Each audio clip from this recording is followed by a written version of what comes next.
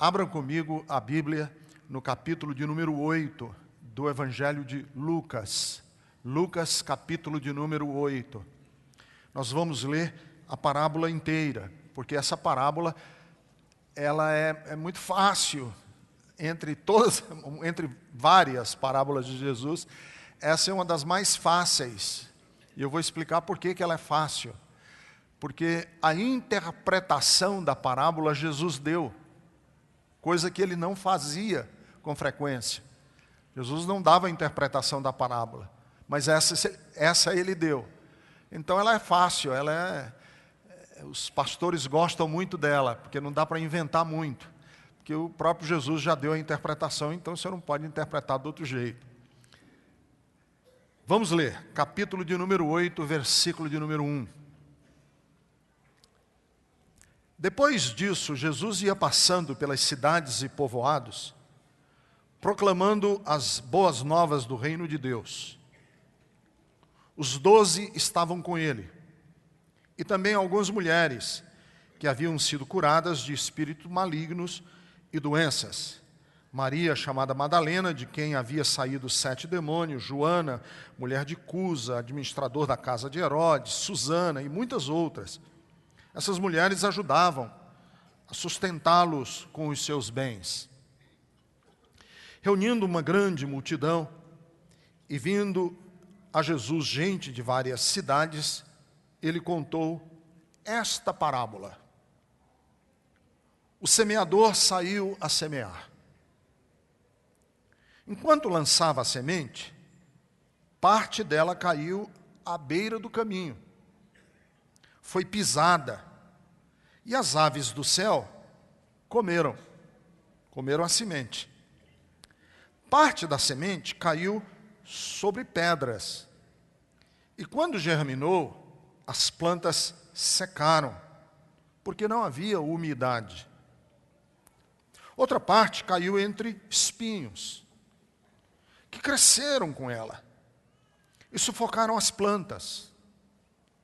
Outra parte da semente caiu em boa terra, cresceu e deu boa colheita, a 100 por 1. Tendo dito, exclamou: aquele que tem ouvidos para ouvir, ouça.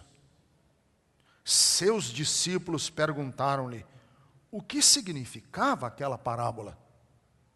Ele disse: a vocês foi dado o conhecimento dos mistérios do reino de Deus, mas aos outros falo por parábolas, para que vendo não vejam, ouvindo não entendam. Este é o significado da parábola. A semente é a palavra de Deus.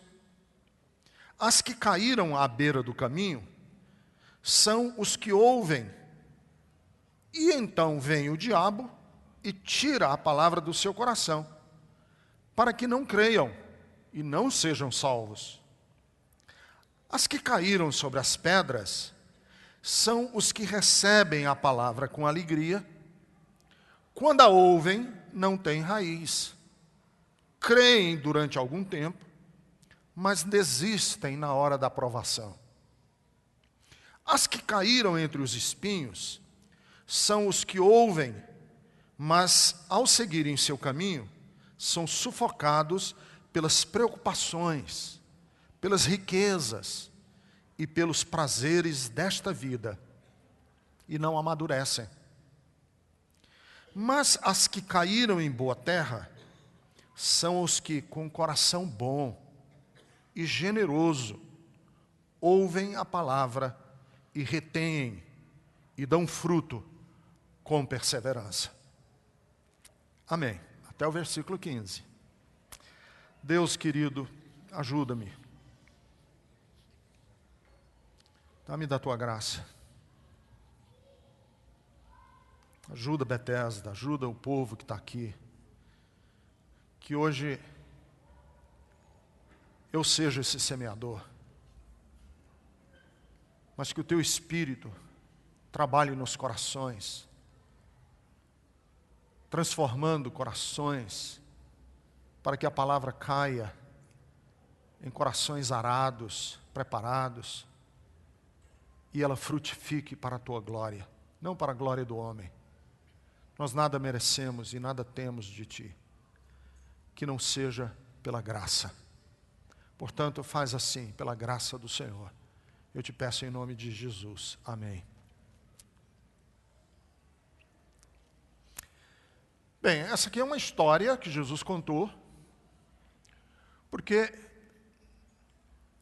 na época de Jesus havia um ensino entre os rabinos que as pessoas não conseguiam entender direito. Os rabinos diziam que existem 4 tipos de pessoas que ouvem a palavra de Deus. Isso na época de Jesus. Quem são essas 4 pessoas? O que aprende rápido e desaprende rápido. Gente que aprende rápido, fogo de palha. Pega e desaprende rapidamente. Esse é o fogo de palha. O segundo tipo é o que aprende devagar, custa para aprender as coisas, mas também custa para desaprender. Ele demora para aprender as coisas e quando vai desaprender, esquecer, ele também demora. Esse é o estudioso, é o nerd. Esse é o estudioso da escola. Tem até uma palavra feia aí que eles falam. Quase que eu falo, mas não vou falar não. Custa para aprender, ele estuda para caramba, mas também ele demora para caramba para desaprender. Tem um terceiro. É o que aprende rápido e demora para desaprender. Esse é o gênio. O gênio é o que aprende rápido e guarda. Ele demora para desaprender. E existe o quarto tipo. É aquele que aprende devagar, mas ele demora, estuda, aprende, mas para desaprender é rapidinho. Põe tudo a perder da noite para o dia. É o que vai para a igreja no domingo e diz, nossa, foi revolucionário. Chega segunda-feira de manhã, você diz, foi mesmo que o pastor pregou? Rapaz, nem me lembro mais. Eu sei que foi revolucionário, mas não me lembro uma palavra. Os rabinos ensinavam isso. Aí Jesus, entendendo que essa é uma sabedoria rabínica, criou uma história para significar esse ensino. Muito mais fácil. Que eu acabei de falar esse negócio de aprende rápido, desaprende, aprende, desaprende. Pastor, eu é que não estou aprendendo mais nada. Aí Jesus, vendo que as pessoas iam ficar confusas, criou uma história. Qual é a história? História que os ouvintes de Jesus entendiam melhor do que vocês. Por quê? Porque nós somos da metrópole, nós somos urbanos, nós somos da cidade, a gente entende nada. Eu não entendo quase nada de plantação, de campo, de semente, de colheita, de tempo de plantar, de tempo. Eu não entendo nada, eu sou da cidade. Mas os ouvintes da época de Jesus entendiam, porque eles eram de uma cultura agropastoril. Sociedade que não era nem capitalista ainda na época de Jesus, anterior ao capitalismo. Era gente do campo, eram rurais, eram pastores de ovelhas, eram plantadores de plantações de sobrevivência. Cada um tinha a sua hortinha no fundo do quintal, tinha um pedacinho de terra que ele plantava. Não havia essas monoculturas que existem hoje, agrícola, com maquinário. Era com arado, era com enxada, era com um bornal aqui do lado cheio de semente, jogando semente no chão. Tudo muito precário, mas eles entendiam. E Jesus disse, olha, certo homem saiu a semear. E ele jogou a semente, e a semente caiu em 4 tipos de terreno. Um era duro. Vieram as aves do céu, porque a semente nem frutificou nada, ficou lá seca, e vieram as aves do céu e comeram a semente. Outro tipo de semente caiu em pedras. A pedra, ainda ela, por causa da umidade, ela ainda frutificou, ela ainda germinou. Mas como era em pedra, não criou raízes, morreu. Claro que o auditório está ligadíssimo nesse ensino. Outra caiu no meio de espinhos. Germinou, deu uma crescidinha, mas os espinhos, as ervas daninhas, mataram. Outra caiu no meio, na terra boa, e frutificou a 100 por 1. O Evangelho de Mateus diz que teve 3 tipos de frutificação. A 30 por 1, a 60 por 1 e a 100 por 1. Ora, todo agricultor sabe, quem aqui entende minimamente de agricultura sabe que uma das coisas mais importantes da agricultura é a produtividade. Você plantar uma semente e você colher 100. Quanto mais produtivo o campo, melhor. E aí Jesus pega um ensino de rabino que fala de aprender devagar e desaprender rápido, aprender rápido e desaprender devagar, e um negócio muito confuso, e ele simplifica numa história. E a história, na verdade, não tem muito a ver com o semeador. Porque o semeador está cumprindo o papel dele, de jogar a semente. Não tem muito a ver com a semente. Porque a semente está cumprindo o seu papel, que é germinar. Ele, na verdade, está falando para o povo, para as pessoas, sobre os tipos de coração e fazendo uma analogia entre o tipo do seu coração com a terra. O seu coração é como uma terra, que um semeador está a semear sementes. E essas sementes que ele semeia é a palavra de Deus. Isso falando dele, Jesus, porque Jesus está semeando lá naquela época para os judeus, e entre os judeus existem essas pessoas. Então, o contexto dessa parábola é um só. Quer dizer, a verdade dessa parábola é uma só. É mostrar que o profeta Ezequiel estava certo. Que o grande objetivo de Deus na história da humanidade é transformar corações de pedra em corações de carne, que também é uma analogia. Em outras palavras, Ezequiel capítulo de número 36, versículo 26, diz que eu vou tirar de vocês o coração de pedra e vou colocar em vocês um coração de carne. Por quê? Porque pode vir um anjo do céu, pode vir o próprio Jesus, o próprio. Tira o Ricardo Gondim daqui e põe Jesus de Nazaré, aqui, no púlpito da Betesda. Pode vir o Gabriel, anjo Gabriel, pode vir Jesus rodeado de milícias angelicais e pregar para você. Se o seu coração estiver fechado, duro, trancado, não adianta. Quer dizer, se não houver o trabalho de arar a terra, de preparar o terreno, e essa obra de preparar o terreno, de arar a terra, de preparar a sua vida para a palavra de Deus, não é de pastor. É entre você e o Espírito de Deus, é uma obra sobrenatural do Espírito Santo.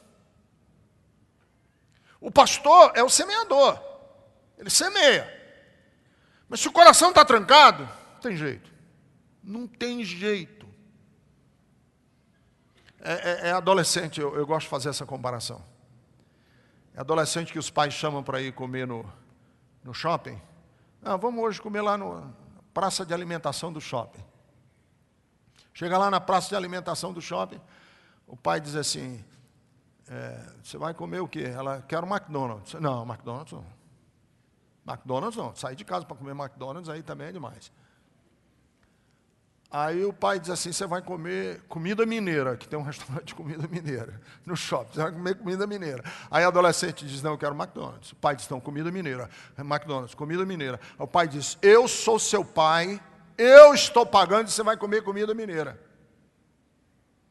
A filha, adolescentezinha desobediente, diz assim, tá bom, minha boca mastiga, eu boto para dentro, mas no meu coração eu estou comendo McDonald's.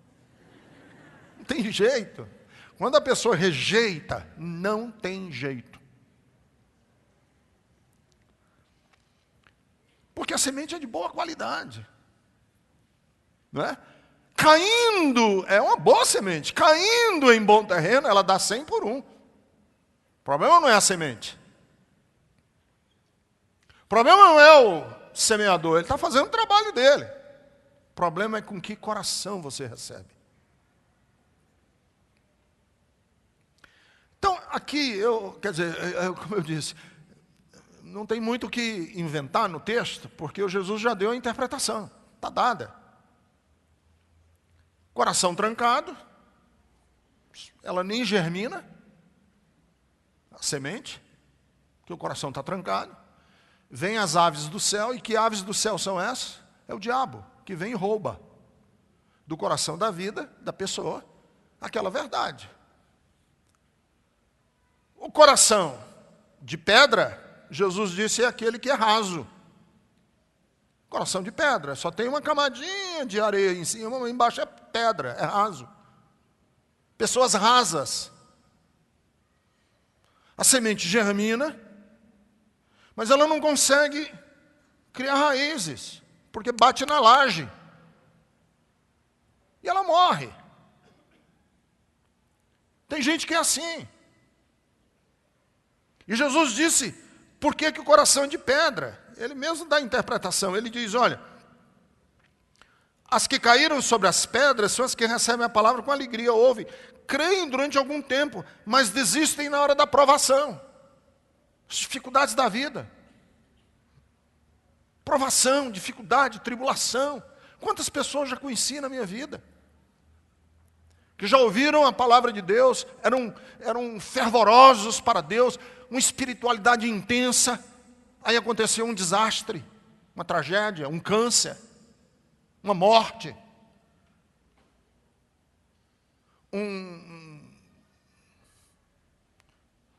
Ontem eu fui visitar uma criancinha, 8 anos de idade, numa luta tremenda, uma criancinha lá do Ceará, que está aqui em São Paulo. Fui orar por ela. Uma luta tremenda, que está com câncer. Os pais vieram do Ceará para poder tentar um transplante de medula. Quando chegaram aqui, a criança estava com deu uma piorada, teve uma recaída. Aí precisaram comprar um remédio nos Estados Unidos, porque a Anvisa ainda não autorizou esse remédio no Brasil. E para comprar um remédio nos Estados Unidos é uma fortuna.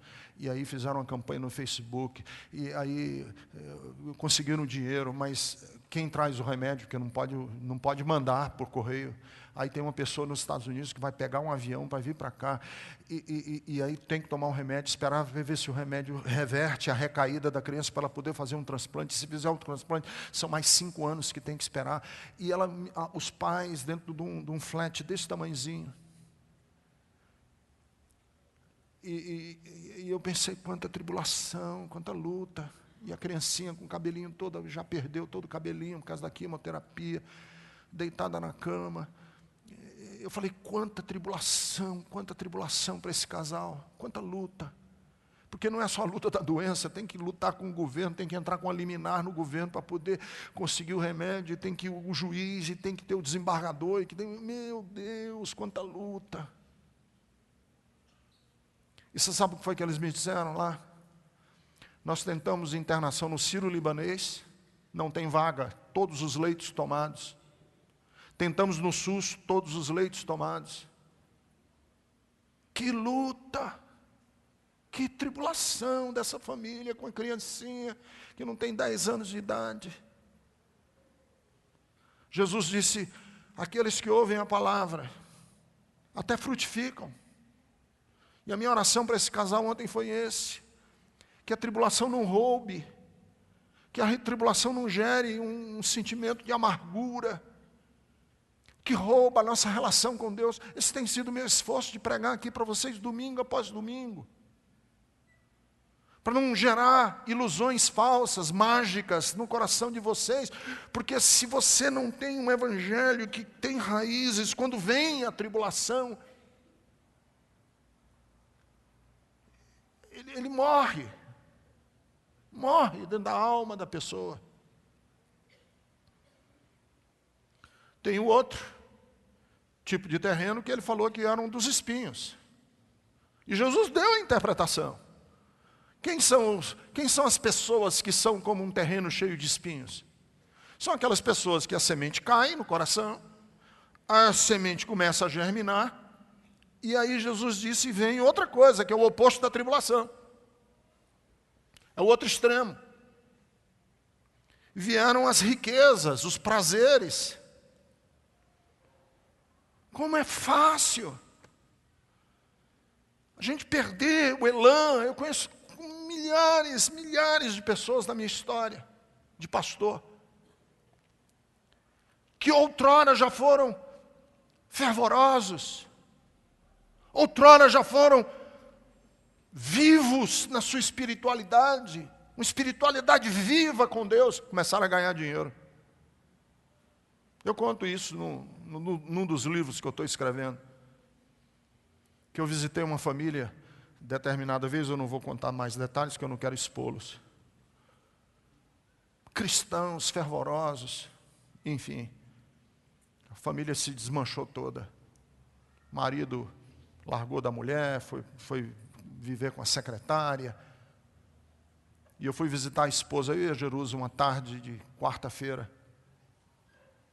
Os filhos, a sala, uma mansão enorme, casa, uma mansão. E a mulher olhou para mim e disse assim, pastor, maldito o dia em que entrou dinheiro nessa casa. Maldito o dia que entrou dinheiro nessa casa. É o terreno dos espinhos. Eram fervorosos, eram de Deus. Que é a história que eu também já contei aqui na Bethesda, né? De um crente da igreja que chegou para o pastor e disse, pastor, interessante, eu ganhava salário mínimo e eu era dizimista. Eu estou ganhando 1.000 salários mínimos e eu não consigo mais dar o dízimo. O que é que eu faço? O pastor diz, vou orar para você voltar a ganhar um salário mínimo. Claro, porque a questão não é dinheiro.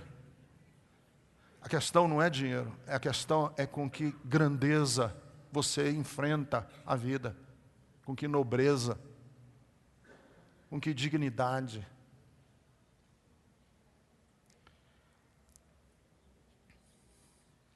Deixa eu falar algumas percepções, porque, como eu já disse, eu não quero interpretar o texto para além das palavras de Jesus, mas eu posso perceber algumas coisas no texto aqui.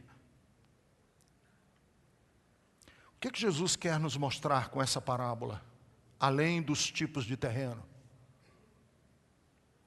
Jesus quer nos mostrar, primeiro, a relação que existe entre conhecimento e responsabilidade.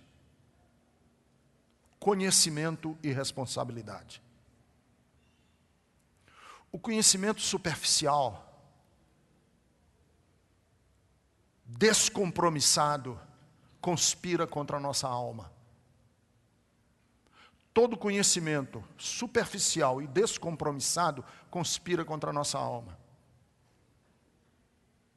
O problema, por exemplo, do conhecimento não são as pessoas que conhecem muito. O problema do conhecimento é quem conhece pouco e superficialmente, tudo na vida. O problema de um médico não é ele conhecer muito medicina, é ele ser superficial na medicina. O problema do advogado não é o advogado conhecer muito leis, códigos, jurisprudência. Não é esse o problema do advogado. Pelo contrário, quanto mais ele conhecer, mais excelente ele é. O problema do advogado é ele conhecer pouco, superficialmente e achar que conhece muito. É a jactância de achar que conhece muito. A soberba de achar que conhece muito e não conhece nada. Por isso eu tinha um amigo professor universitário que ele dizia: Ricardo, a coisa mais horrível na universidade é dar aula para aluno do primeiro ano de universidade. Porque o rapaz, a moça, que acabou de passar no cursinho, quando entra na universidade, pensa que sabe tudo. O problema não é dar aula de pós-graduação ou de doutorado, é para o aluno de primeiro ano, que pensa que sabe tudo.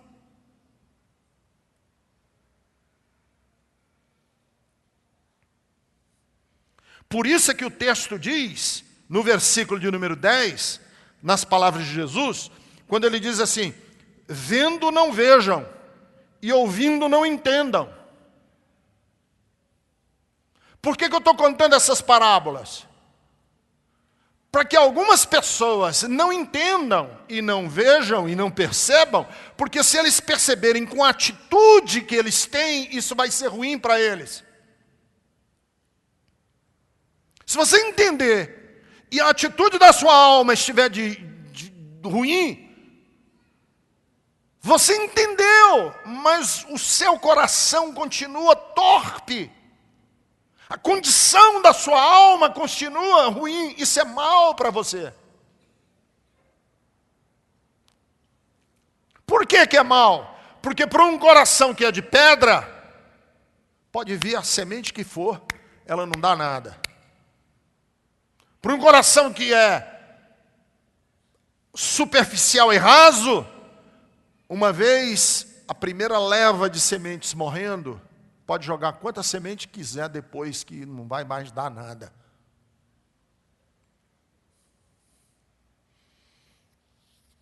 Por isso é que uma das coisas que nós evangélicos temos que tomar muito cuidado é quando a gente vai ficando velho. Alguém diz assim: o diabo é diabo não porque conhece muito.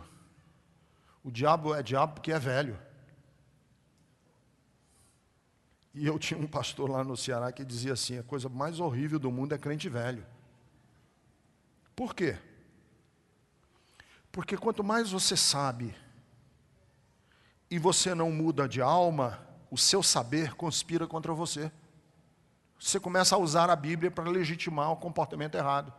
Você começa a usar Deus para legitimar a falcatrua. Você começa a usar Deus para fazer o que não presta. Claro!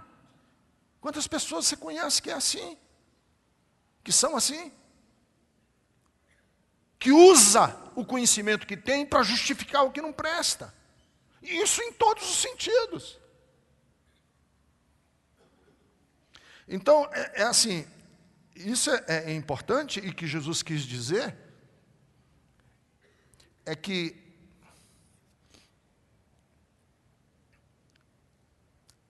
nós começamos a viver o Evangelho não porque a gente entendeu tudo. A gente começou a viver o Evangelho porque a gente estava aberto para ele. Você não começou a viver o Evangelho porque você entendeu tudo. E eu tenho essa lição muito importante na minha alma, como pastor da Bethesda. Sabe o que é?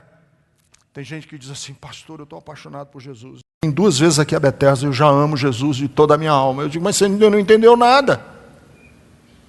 Aí eu penso: mas quem foi que disse que ele precisa entender tudo para amar Jesus?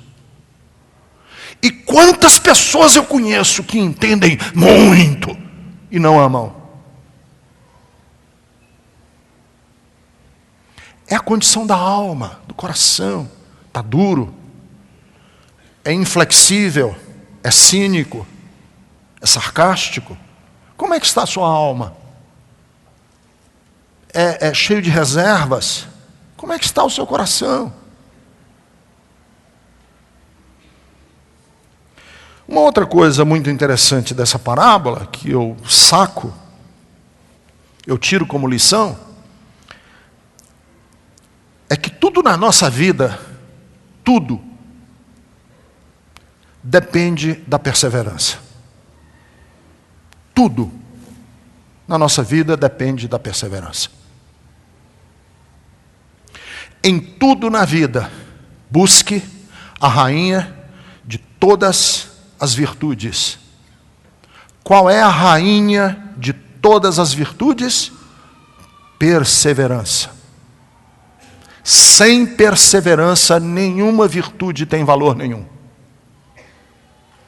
Ah, ele era corajoso, mas hoje ele é um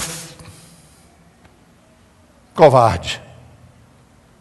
Então, não perseverou na coragem, coragem não vale nada, porque virou covardia. Não, ele é muito honesto, mas infelizmente não está conseguindo ser ultimamente. Então não adianta nada. E o que Jesus quer nos mostrar com essa parábola é que se não houver trabalho árduo, se você não cultivar, se você não se esmerar, não adianta.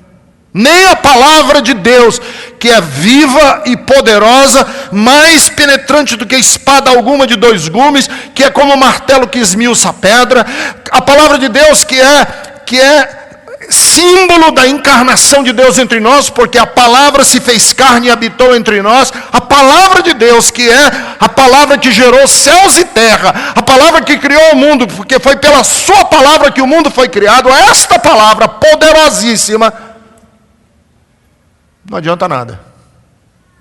Resolve nada. Por quê? Porque o coração do homem, ou da mulher, não está trabalhado. Você tem que trabalhar a sua alma, seu coração, você tem que arar essa terra. A semente frutificou entre pedras. Mas parece que a pessoa que tinha um coração de pedra não estava muito interessado em arrancar as pedras, não. Deixa eu ficar do jeito que sou. E a semente naquelas pedras não frutificou, não foi a lugar nenhum. Ela vai morrer. A semente frutificou. Mas o terreno não estava muito preocupado em arrancar os espinhos. E os espinhos vieram e sufocaram. Você tem que se preocupar. Como que você está perseverando? Porque senão não vai surtir nenhum efeito. Os judeus contam a história de Hilel. Hilel é o rabino contemporâneo de Jesus. Ele era rabino na época de Jesus. E diz que ele ficava na porta da cidade de Jerusalém perguntando. Ele ficava na porta da cidade, que era o trânsito, né, de entrada e saída das cidades, e ele ficava perguntando às pessoas que entravam e saíam. Ei, para onde você vai? Ele disse, vou trabalhar no campo. Quanto você vai ganhar? Aí um dizia, 1 denário, que é o salário de um dia. Outros eram mais competentes. Ei, para onde você vai? Vou trabalhar no campo. Quanto é que você vai ganhar? E ele dizia, 5 denários, 10 denários, 15 denários. E aí ele perguntava assim, e por que você não vem estudar a lei, a Torá, e ganhar não 5 denários, mas ganhar valores que valem para esta vida e para a vida eterna? Olha a lição preciosa desse rabino. Vejam, uma das coisas mais terríveis da nossa fé é a incoerência. Incoerência. Por exemplo, a gente canta, né? Senhor, eu sou teu, eu te amo, e tal, ppp. Aí a gente diz assim, nós estamos precisando de pessoas que ajudem com crianças que portam deficiências. Portadoras de deficiência. Ah, sabe, pastor, eu não estou podendo, espero uma época melhor. Não, mas você não acabou de cantar, de que Deus pode contar com você? É sim, em tese. Deus pode contar comigo em tese. É a minha bronca de ver adesivo em carro que diz: esse carro pertence a Jesus. Eu fico louco quando eu vejo carro assim. Propriedade exclusiva de Jesus. O cara compra um carro novo, aí põe propriedade exclusiva de Jesus. Eu digo: nós estamos precisando distribuir um sopão lá no Jardim das Fontes. É propriedade de Jesus? Deixa o carro aqui hoje, vai... Não, acho que é isso. Assim, é só para parecer que é só espiritual.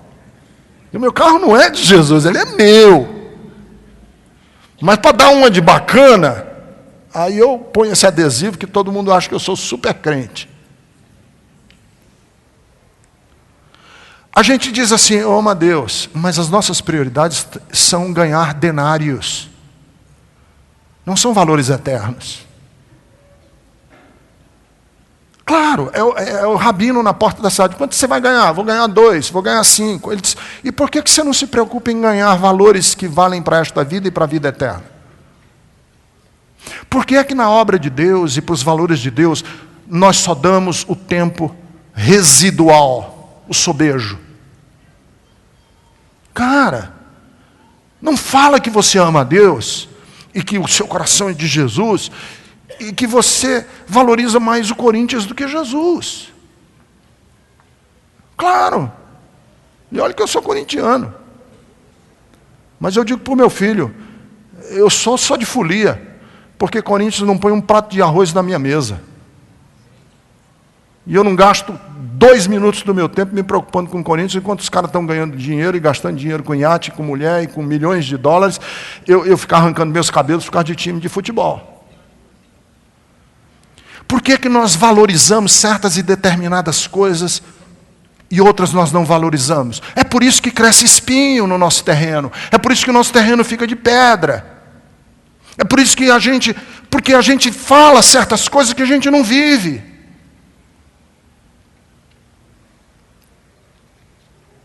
Por isso que a coisa mais importante da fé cristã é a perseverança.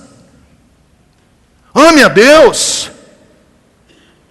E vamos ver com que perseverança você mantém isso. Porque dizer que ama a Deus, fogo de palha, num culto de domingo na Bethesda e vai embora, e esse negócio não se sustenta 2 dias. A história do pastor inglês que estava na Inglaterra, e segunda-feira ele estava passeando, andando na rua, dando uma volta na rua, sei lá onde é que ele estava andando na rua, e aproximou-se uma pessoa. Disse: pastor, eu estava na sua igreja ontem à noite. Belo sermão, pastor. O pastor disse: obrigado. Olha, foi tão lindo, que ontem à noite, se não tivesse minha mulher um compromisso rápido, eu tinha entregado minha vida para Jesus. Aí o pastor disse: não, faça agora. Então faça agora.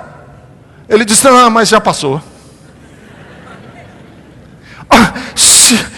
Se o compromisso de ontem à noite não se sustenta no outro dia de manhã, segunda-feira, não era compromisso. Compromisso tem que se sustentar. Coração é de pedra. Por isso é que a Bíblia diz assim: afaste-se do mal, busque o bem, busque a paz, mas com perseverança. Por isso é que a Bíblia nos diz em Tiago 1:3, sendo fortalecidos com todo o poder, de acordo com a sua força da sua glória, para que nós tenhamos com toda a perseverança e alegria a vida de Deus em nós. Perseverança. Pois vocês sabem que a prova da sua fé produz perseverança. Se não produzir perseverança, nós seremos sempre corações rasos. Raso. Porque não se sustenta. Nem na provação, e nem na tribulação, e nem na riqueza. A forma mais perigosa e danosa de desobediência consiste em não fazer nada. Vou repetir. A forma mais danosa e perigosa de desobediência consiste em não fazer nada. Não, eu não sou desobediente, eu só não faço nada. Não, você é um desobediente. Porque a desobediência foi que produziu espinhos nessa alma. Foi a desobediência, quer dizer, foi a atitude passiva de não fazer coisa nenhuma, que a semente não conseguiu se aprofundar. Que tem uma palavra em português, que é uma palavra mais técnica, chama-se isso de complacência. Acomodação.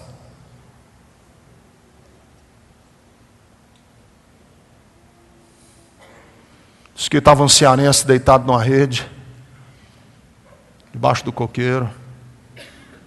Aí o outro disse: ô cabra, tá vendo aquela cédula de R$100 ali? Aí o outro olhou e disse: ô rapaz, se o vento mudasse de direção, hein?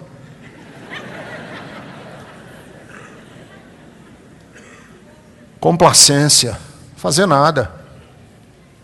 Se o vento mudar de direção, a gente pega esse dinheiro, mas sair da rede para ir buscar bem ali. Empenho. Quanto você se empenha pelos valores de Deus na sua vida? Não, sério. Vamos ser sérios. Quanto você se empenha? Quantos de nós colocamos a Bíblia no banco traseiro do carro e a gente só pega de semana em semana para vir no culto e fica lá pegando sol e a capa entortando? E a gente diz: não, eu amo tanto a palavra. A palavra de Deus é tudo para mim, pastor Ricardo. Quantos de nós nutrimos verdadeiramente valores de Deus? Quando deixamos de cuidar da nossa casa, dos nossos filhos, dos nossos amigos, ficamos com a sensação de que não estamos desobedecendo nada, não estou fazendo nada de errado. Mas não há erro maior do que o erro da acomodação, da complacência, da falta de empenho. Terceiro, coisa que eu pego aqui desse texto que eu acho importantíssimo. Nós devemos tomar muito cuidado para que familiaridade não nos deixe acostumados. Familiaridade. O Milor Fernandes tem uma frase fantástica. O Milor Fernandes dizia: quão admiráveis são as pessoas que eu conheço pouco. Quão admiráveis são as pessoas que eu conheço pouco.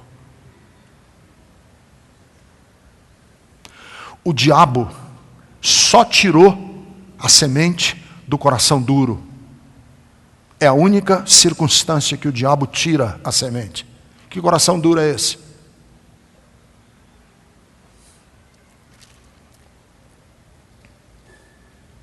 Coração duro é aquele coração que está tão familiarizado,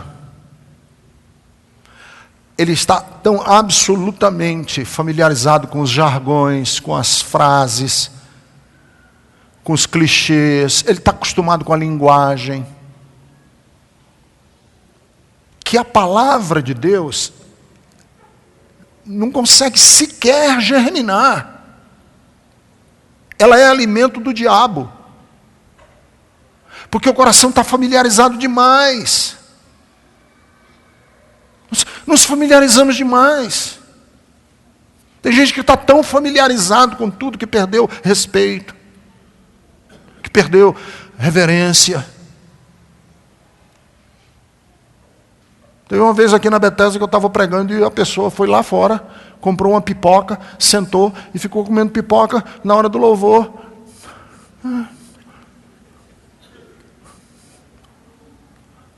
Aí o filho: pai, me dá uma pipoca. Aí cai pipoca no chão. E ele dando pipoca. Tão familiarizados que nós estamos, que nada nos toca mais. Não tem mais aquela sensação de respeito, de admiração, de reverência para as coisas de Deus, porque esse é o coração pisado, que o diabo vem e rouba a semente da alma. Quem Quem quiser ler uma outra percepção dessa, além dessas que eu estou dando aqui, dessa parábola, talvez o mais célebre sermão na parábola do semeador veio de Padre Antônio Vieira, que é o famosíssimo, 1600 e poucos, ele pregou 1640, parece, 1640. Ele pregou esse sermão que é chamado o Sermão da Sexagésima. Entra na internet e põe lá, Sermão da Sexagésima, Padre Antônio Vieira, depois lê, coisa linda.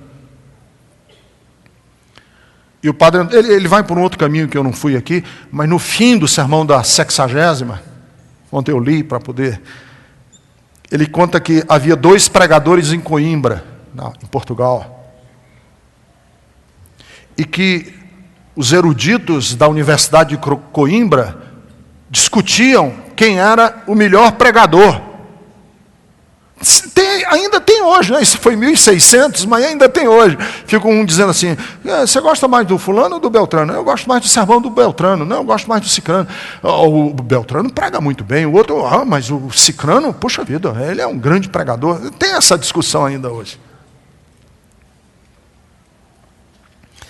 E aí perguntaram a um dos principais professores da Universidade de Coimbra, quem é o melhor pregador?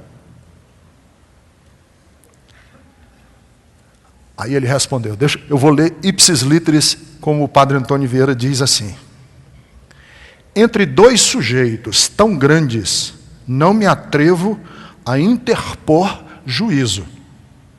Só direi uma diferença que sempre experimento. Quando ouço um, saio do sermão muito contente do pregador. Quando ouço outro, saio muito descontente de mim. Quem é o maior pregador? É o que deixa você contente dele, ou deixa você descontente com a sua alma? De perguntar onde eu posso acertar o meu caminho.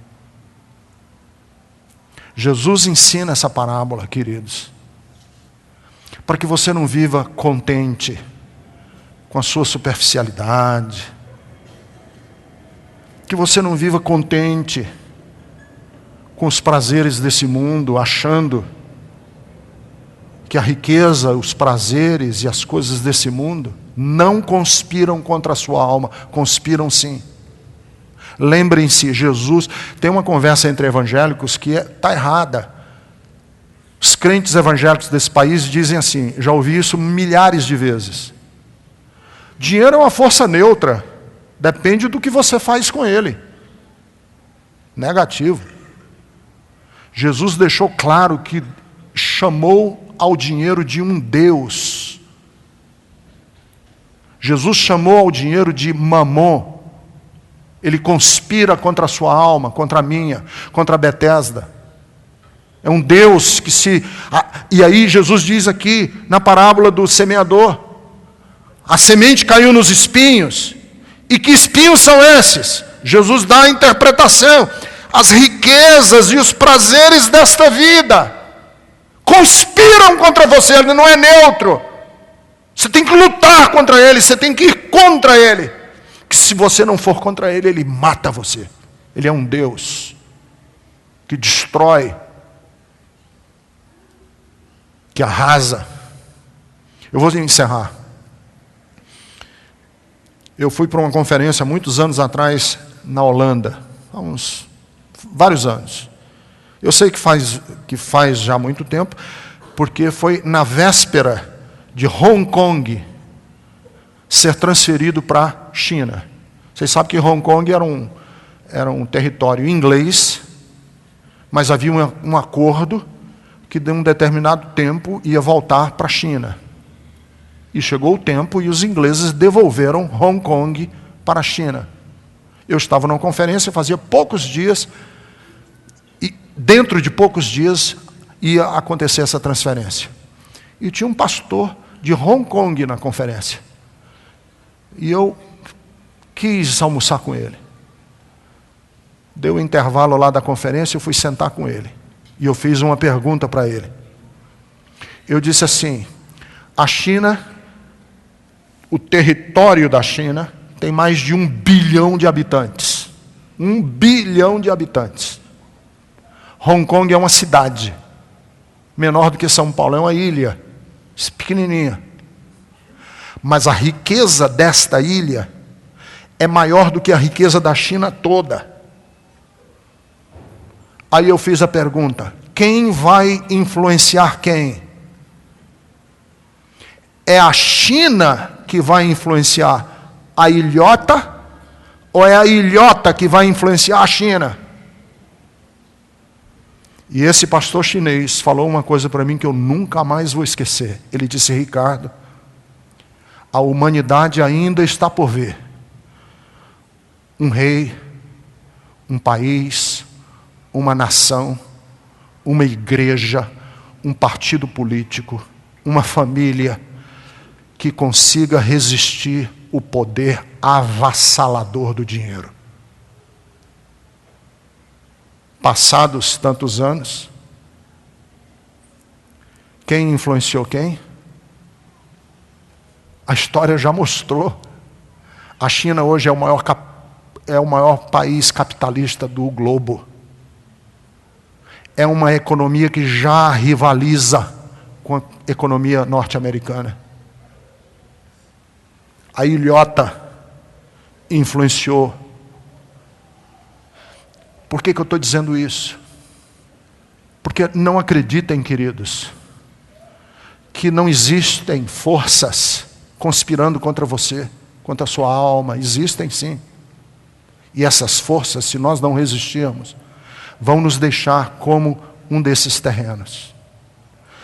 Existe apenas uma força que é a favor da sua alma e da minha alma. Sabe qual é? É a do Espírito Santo de Deus, que ara a terra, afofa a terra, prepara a terra, para que a semente caia e dê frutos de 100 para 1. A pergunta que nós temos que nos fazer hoje é a seguinte: quais os valores eu estou amealhando na minha vida? Quais? Que valores eu amealho na minha vida, eu junto? Que tipo de pessoa estou me transformando?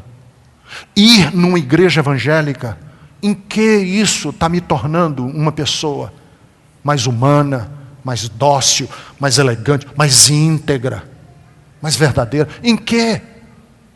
Porque se você vem semana após semana, ouve, escuta, melhor é que você nem veja. Eu já disse isso.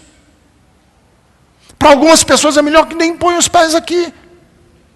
Porque pôr os pés aqui, ouvir, escutar, se familiarizar com a mensagem, e isso não produzir nada na sua alma, é pior. É pior. Porque lhe torna uma pessoa cínica, dura, insensível. Deixa a palavra. E eu acho que essa deve ser a nossa atitude hoje de manhã. Senhor, eu não quero enriquecer e aumentar conhecimento. Eu quero que a tua palavra produza em mim uma pessoa diferente. Eu quero ser diferente. Eu quero ficar mais parecido com Jesus. Eu quero que ela frutifique, dê fruto. E o fruto do Espírito o que é? Que fruto é que Deus quer dar na sua vida? Tornar você uma pessoa amorosa, bondosa, benigna, mansa, que tem autocontrole, solidária. Esse é o fruto do Espírito, de acordo com a Bíblia. Paulo diz: qual é o fruto do Espírito? É amor, é bondade, é misericórdia, é temperança, é benignidade, é mansidão. É isso que nós queremos na nossa vida. E que isso produza você e em mim. Em mim, eu me coloco primeiro. O primeiro a dizer: Deus, que essa palavra... Porque o pastor prega, daqui a pouco ele fica um profissional da fé. Ele fica dizendo... Aprende os cacuetes de pastor. Aprende os gestos e as frases de efeito. Ele é um profissional da fé. Eu não quero ser um profissional da fé. Eu quero que o primeiro a ouvir a mensagem que prego seja eu mesmo. E eu digo a mim mesmo, Deus, não deixa meu coração nunca ser como um coração batido, de terra batida, nem de pedra e nem de espinho. Deixa meu coração ser como o coração que frutifica a 100 por 1. Cada semente 100, para a glória de Deus. Fique em pé comigo.